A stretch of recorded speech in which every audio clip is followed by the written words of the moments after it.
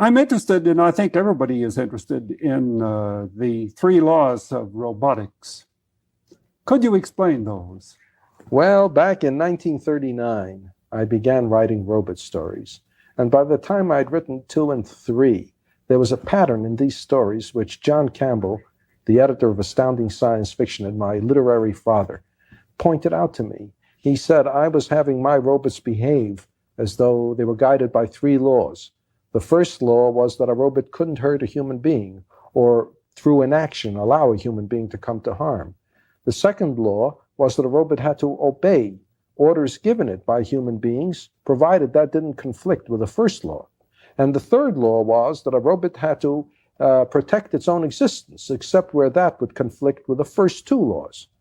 And after that, I always used them, and the stories evolved out of those 3 laws, out of the mutual contradictions, out of the ambivalences, the incongruities, and so on. Well, the interesting thing is that scientists say that when robots are built, that they may be built according to these laws, and also that almost all science fiction writers have adopted them as well in their stories.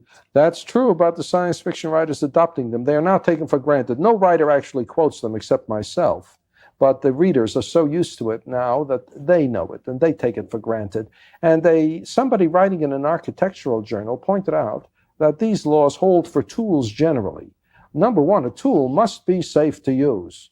And 2, provided it is safe to use, it's got to do what you want it to do. And 3rd, provided it is safe to use and it does what you want to, it's got to last. But could your 3 laws of robotics be overloaded on the side of humanism?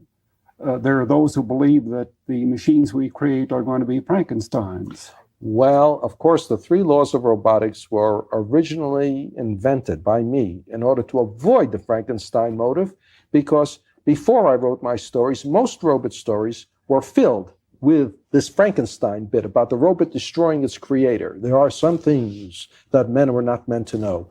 However, having worked with the 3 laws for 35 years practically, I was asked to write a robot story to end all robot stories, so I wrote one in which robots became so intelligent that by any reasonable definition, they defined themselves as human beings, you see.